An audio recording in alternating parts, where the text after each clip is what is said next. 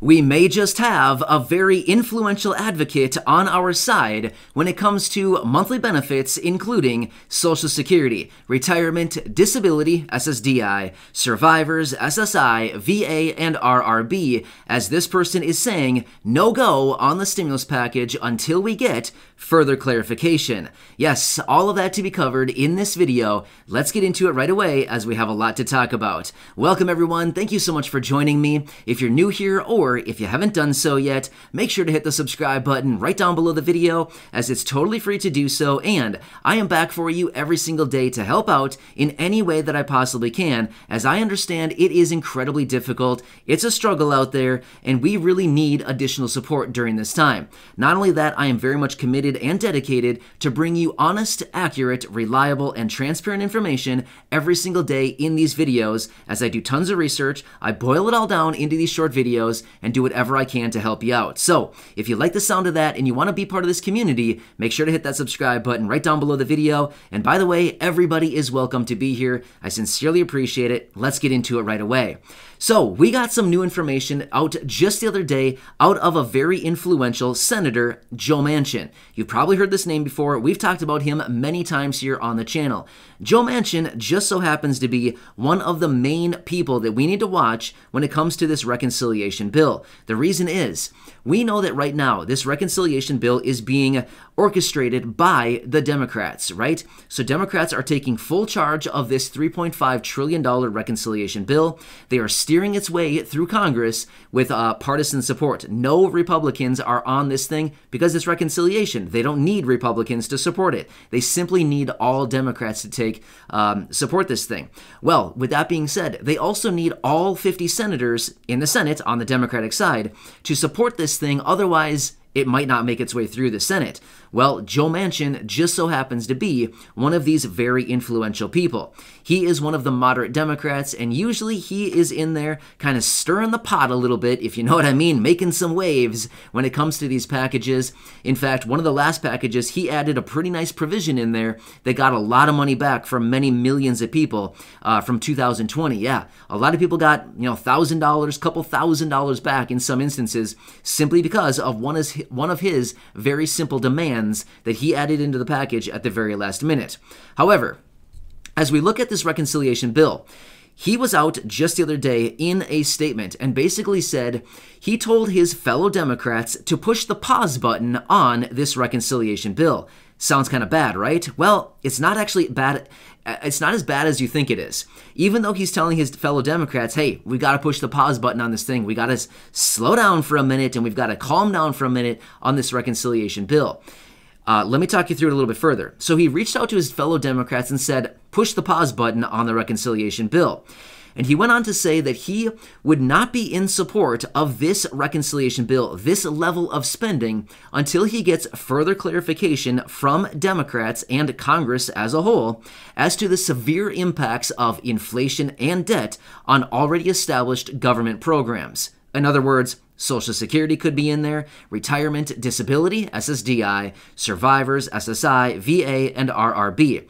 So, with that being said, he said he's basically not going to support this level of spending at this time, the $3.5 trillion. Now again, I know it sounds like a bad thing, but realistically, it's not that bad of a thing quite yet, because he's demanding that Congress gives him clarity and answers as to why they want to continue pushing through so much spending in this next package, at the same time sacrificing some of these other programs like we just mentioned, Social Security, SSI, SSDI, RRB, all of these programs. Here's the thing. This comes as no surprise. We've talked about this many, many times right here on the channel. These programs are kind of really struggling right now.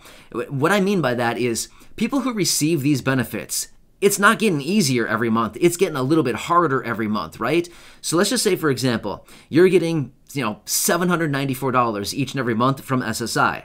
Maybe you're getting $851 from SSDI, or maybe $662 from SSDI, or maybe you're getting $1,000 of Social Security retirement benefits, or maybe you're getting, I don't know, $1,000 from VA benefits, something like this. We all get it.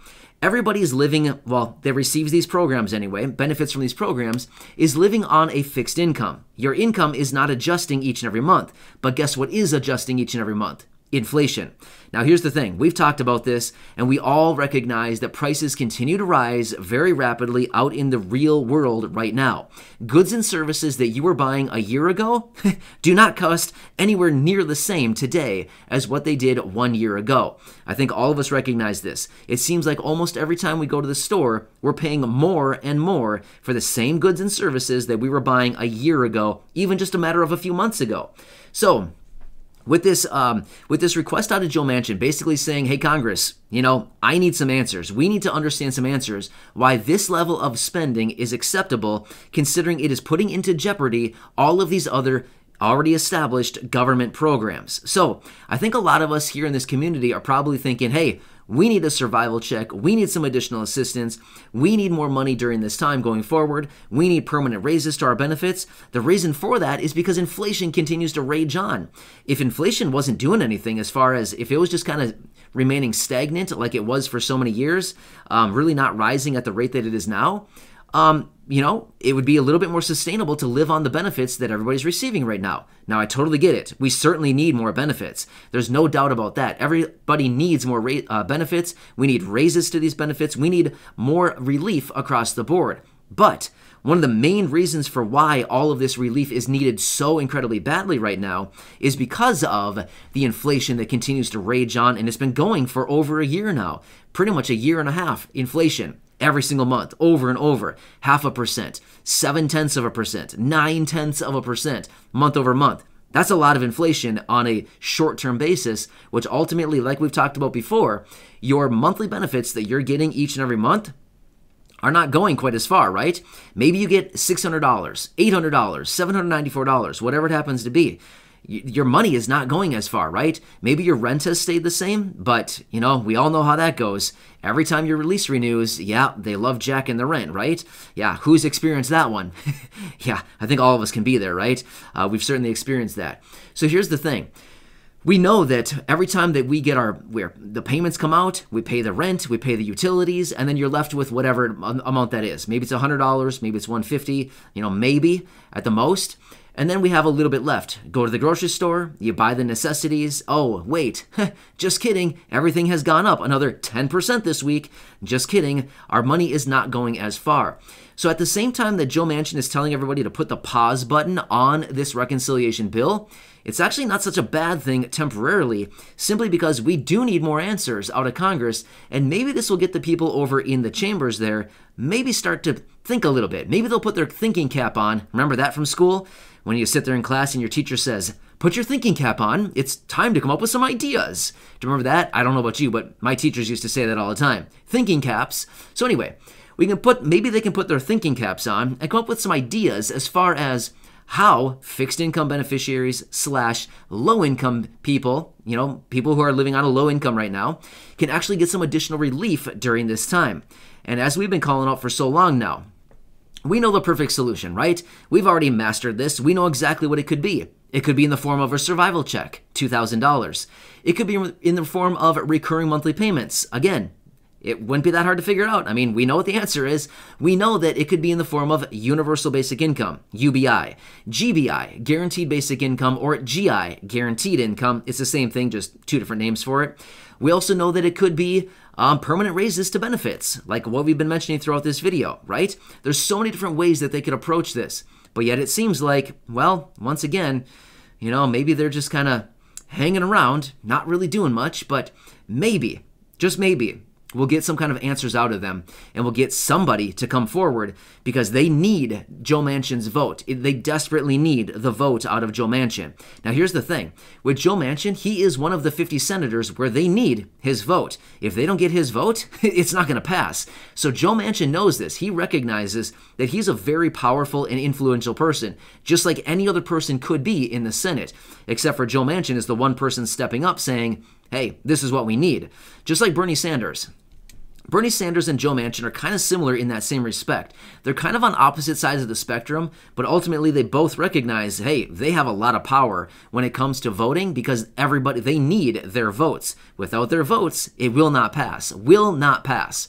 So, yeah, they know that they have kind of the cards stacked in their favor, and they know that they can pretty much leverage their vote and get pretty much anything that they want because without it, you got a no deal, right? It's not a deal at all. So anyway, pretty interesting stuff. But either way, I'm going to continue watching this very, very closely. It is certainly a very busy time right now. We've got so much going on. Literally, the month of September is going to be jam-packed, especially as we get further into the month. The further we get into the month, the more packed and more fierce it's going to get. Yeah, it's only going to get more intense from here on out. So anyway, I hope this kind of lays it out, lets you know what's going on as far as the reconciliation bill and the latest updates out of Joe Manchin and what he's thinking. But we've got to keep an eye on him as well as Bernie Sanders. I would say these two guys right here are some major players that are very influential in the Senate. So I'll continue watching them. I'll bring you back any updates as we get them. But thanks again for your support. I truly appreciate it. Make sure to hit the subscribe button right down below the video. Share this one with your friends, family, social media, or any other videos right here on the channel. And of course, go back and check out some other videos here on the channel as well. Thank you so much for your support. I appreciate it. And again, I will see you in the next video. Just remember, I'm always here to help you in any way that I possibly can.